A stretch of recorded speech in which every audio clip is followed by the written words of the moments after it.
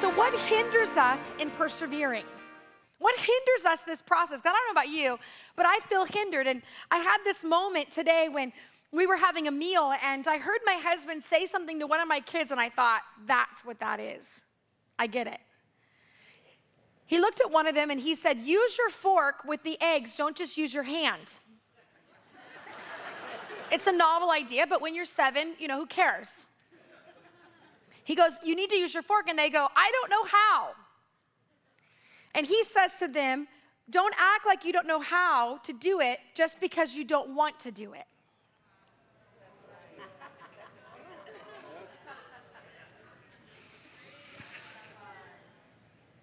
Can I lovingly say to us, don't act like you don't know how to persevere just because you don't want to do it. Don't act like you don't want to be faithful just because you don't want to. Well, I don't know how to be faithful. I don't know how to be loving. Yeah, you do. It's in your God DNA. God put within you his spirit to anoint you to do all good things that will lead you. And I'm telling you, as I'm momming you a little bit, and I'm saying, I love you, sweetheart, but as long as you play dumb, you're never going to be the person you're called to be. And as long as you expect someone to pull you out and to tell you how to do it, and I don't know how, and I'm looking at you saying, I love you, but you do know how. In fact, you could rocket this if you wanted to. And this could be a speed bump in your life. It doesn't have to be a mountain you climb, if you're willing. See, some of us, we will eventually change our theology around our reality if we're not careful. You see, I can't do all things through Christ who strengthens me. Not me. That guy can, but I can't. You see, I can't be grateful. I can't not fear. Nope, I have unbelief. And I'm saying, have you taken the theology of the Bible and wrapped it around your reality in such a way that's given you permission to not persevere?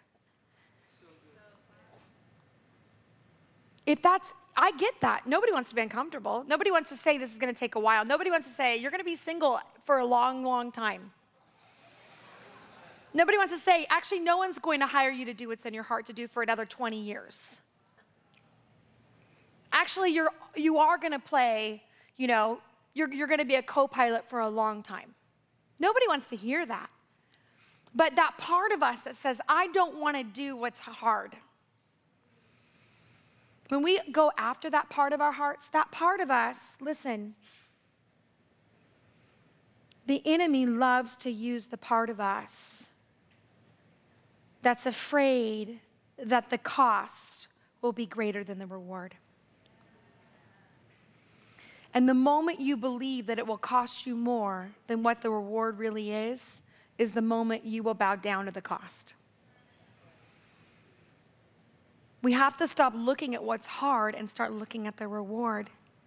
In my marriage, I'll go back to this. Marriage is hard, yes, but the reward outweighs the difficulty. The reward of having an intimate relationship and knowing someone and being known. Some of us, it's hard being in church. I don't know if you know, church isn't perfect. Why? Because there's people in it, unfortunately. There's people in church, and they're not perfect, and so it makes it imperfect. But the reason we stay in community is not because it's awesome and it's amazing and it's just the perfect thing. No. The reason we stay is that there is difficulty. It's difficult being in community. It's difficult being known. It's difficult showing up. It's difficult doing all this effort and going somewhere and hearing the same thing or seeing the same people or seeing people you don't want to see or whatever it is. That's difficult, but the reward of being in community, the reward of actually being known, the reward of being in a moment of worship when the song gets sung and you go, oh, that's your heart for me, God. Something about the reward of seeing 1,000 other people worshiping a God with a different face and a different voice and a different culture and a different season, but saying, I still am going to trust you. There's something about knowing what it costs somebody down the row from you. And seeing them worship is so powerful. When I look over and see my friend who's been barren, and I watch her lift her hands even still, I can't get that at home. When I see somebody who's lost everything still come and give and serve and love. There's something that happens within my spirit where I go, God, you are bigger than I could ever imagine, and a surrendered life is a beautiful life. Don't give up. You see, there's a point in our lives when we end up with us and God and a dream and our pain, and we say, either I'm going to cross the river or I'm going to stay here and camp out. And I'm saying to you tonight, don't camp out. Keep going. Persevere. Push through. Don't stop in your journey.